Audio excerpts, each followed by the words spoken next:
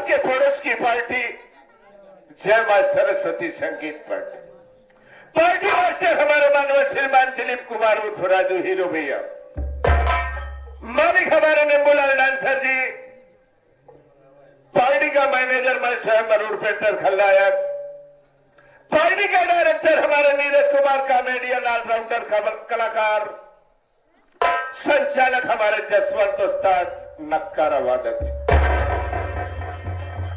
सहयोगी हमारे नगीना खलनायक और ओम प्रकाश यादव खलीफा जी। साथियों, आप लोगों के बीच में जो संगीत पेश की गई है, इस संगीत के लेखक कोई दूसरा और नहीं बल्कि हमारा पार्टी के मास्टर दिलीप कुमार उर्फ राजू हीरो की लिखी हुई ये संगीत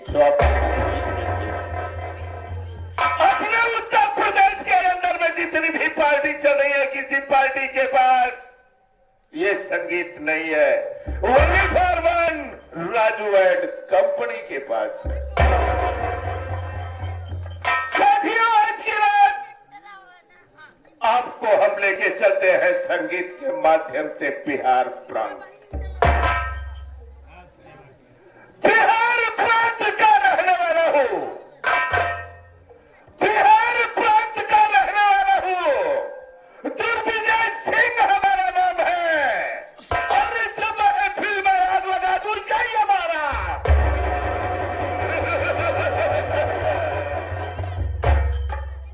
साथियों, मैं बिहार प्रांत का रहने वाला, मेरा नाम बाबू दिग्विजय सिंह हैवान। साथियों, आज से 20 वर्ष पहले की बात, हंसता खेलता हुआ हमारा परिवार था। हमारे परिवार में हमारे पिताजी थे, हमारी माता जी थी, हमारे बड़े भैया थे और हमारी बड़ी भाभी ममता। लेकिन इस हंसते खेलते हुए परिवार पर न जाने कहां से कुदरत का ऐसा कहर टूटा कि हमारा परिवार तिनके में भी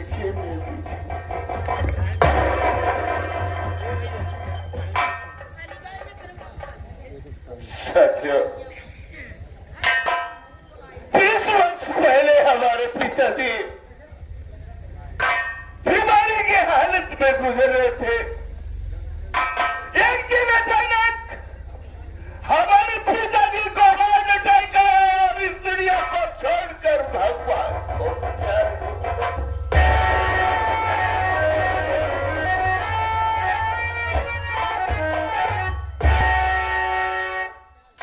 पिताजी का स्वर्गवास हो गया, पिताजी का दाह संस्कार किया गया। पिताजी की मौत के बाद मां भी हमारी बीमार रहने लगी। एक दिन अचानक उसके दिमाग में न जाने क्या सूझा। सुबह का वक्त था, अंधेरा था, कमरे के अंदर में उठा ली झाड़ू को और झाड़ू को मारते हुए जैसे कार्नर पर पहुंचती है और वही कार्नर पर काला सर्प बैठा हुआ था। हमारे मर के हाथों में सर्प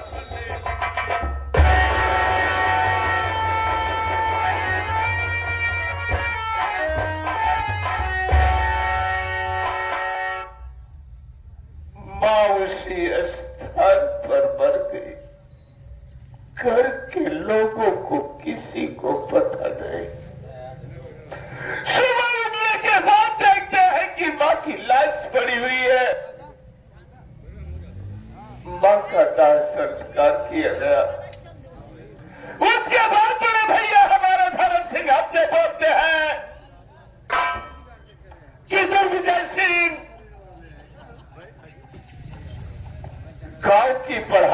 तेरी पूरी हो गई है।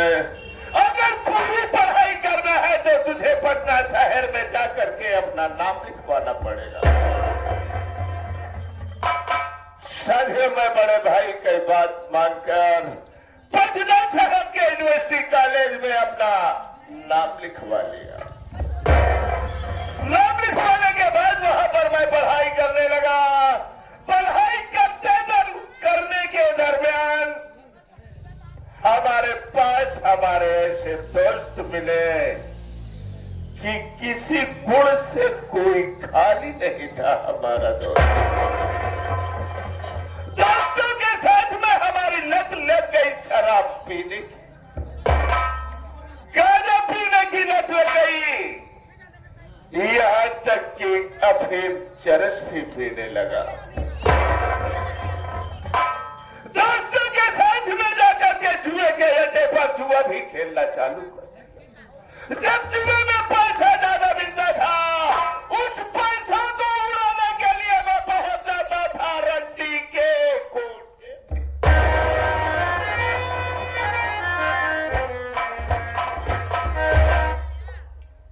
रंडी के कोठे पे जाकर के मुजरा सुनना, यही हमारा काम हो गया पटना शहर में। इस बात की खबर जब हमारे बड़े भाई धर्म सिंह को लगी, हमारे भाई धर्म सिंह हमारे ऊपर नाराज। एक दिन साथियों, हमारे जेब में जेब खर्ची ने हमने बड़े भैया के पास फोन किया कि भैया हॉस्टल की फीस जमा करना है, कॉलेज की फीस जमा करना है और जेब खर्ची भी नहीं है। आप कम से कम 10,000 रुपए हमारे अकाउंट में ट्रांसफर कर दीजिए। भैया हमसे बोलते हैं कि जग में दुर्विजय सिंह, अकाउंट में तेरे पैसे मैं ट्रांसफर नहीं करूंगा, बल्कि नगद पैसे हैं हमारे पास। तो पटना शहर से चलाया प्रेमनगर, अपना नगद पैसा लेके चला जा। साथियों, में पटना शहर से बस जब निकला प्रेमनगर के लिए, तो जब मैं प्रेमनगर की राह पर, तो सबसे पहले मुझे एक दुकान दिखाई पड़ी।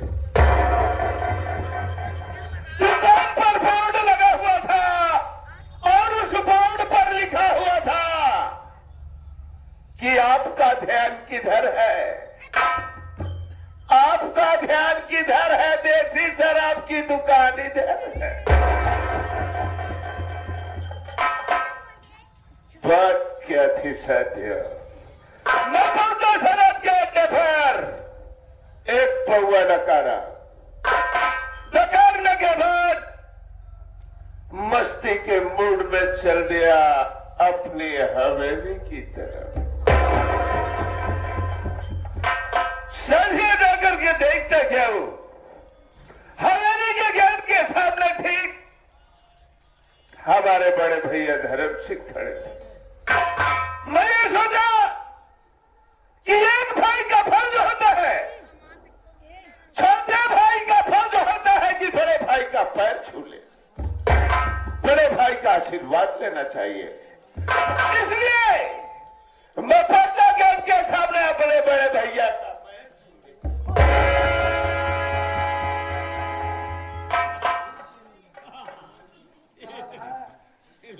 आशीर्वाद तुम दीजिए हमका, हमारे माता जी तो हिसाब भी क्या है, हिसाब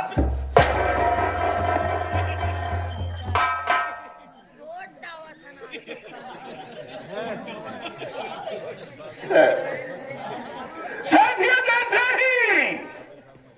जैसे ही मैं भैया का पैर छूना चाहा, भैया खींच करके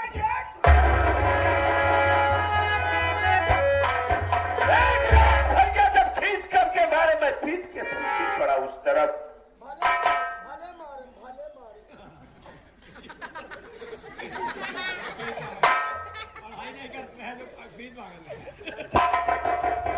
आपका था बाबू साहेब,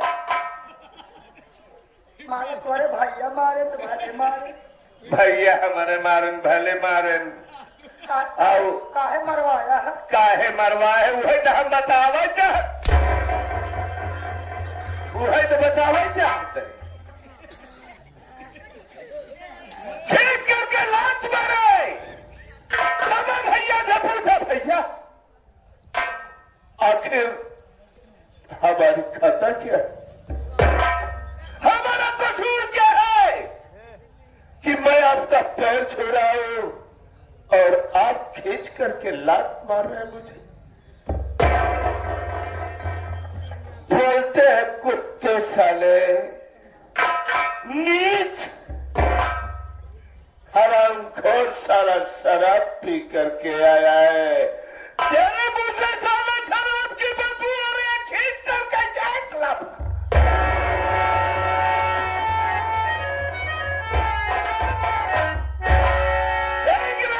इस कान पर दे दिए हमने बोला है भैया है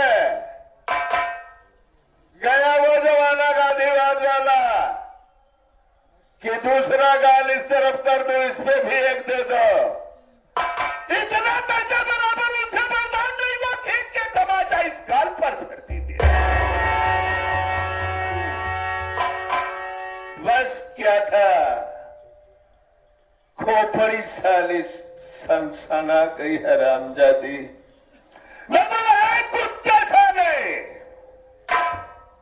भाई नहीं हरामखोर तो साला कसाई है भागते हुए गया मैं अपने कमरे के अंदर रखा था खंजर और खंजर लेके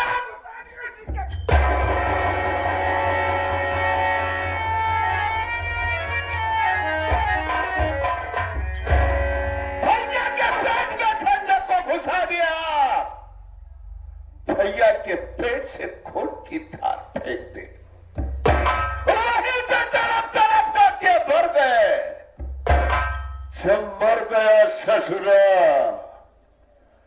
तो उसकी लाश को 3 भागों में काट डाला काटने के बाद जिस कमरे में कुत्ता साला सोता था उसी कमरे में कब्र खोद कर उसकी लाश को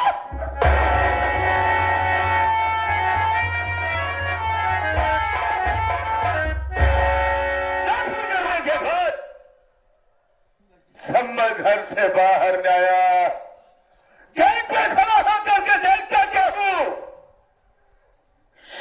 हाथ में भाभी के पूजा की तुलसी और रोते हुए सामने से आ रही है मैं सोचा हो गया मामला गड़बड़ लेकिन बात तो नहीं थी बात थी दूसरी बात यह थी कि भाभी की कोख में बच्चा पल रहा भाभी के पेट में दर्द चालू हो गया था मुझे भाभी बोलती है कि मुन्ना तेरे भैया का पता नहीं है रे मुझे तत्काल हॉस्पिटल लेके चल रे मुन्ना नहीं तो मेरी जान निकल जाएगी साथी में भाभी को लेकर के हॉस्पिटल पहुंचा वहां पर भाभी ने एक सुंदर सी बच्ची को जन्म दिया लेकिन कुदरत को कुछ ही और मंजूर बच्ची पैदा हुई जरूर लेकिन 2 घंटे के बाद हमारी भाभी भी इस दुनिया को छोड़कर भगवान को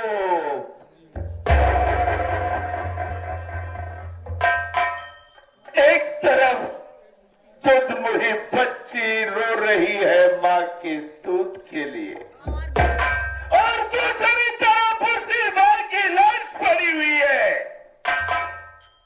साथियों भाभी की लाश को उठाया और उसका दाह संस्कार किया दाह संस्कार करने के बाद भतीजी बनाया अपने घर पर उसका पालन पोषण करने लगा बच्ची जब शिक्षा के योग्य हुई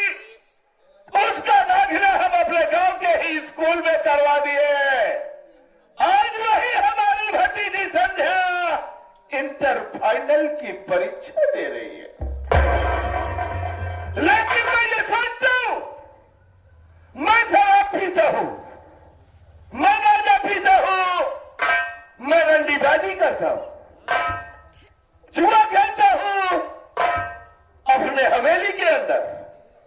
ये सब से आगे हो गई है। इसकी शादी करूंगा तो ये हरामजादी अपने ससुराल नहीं जाएगी।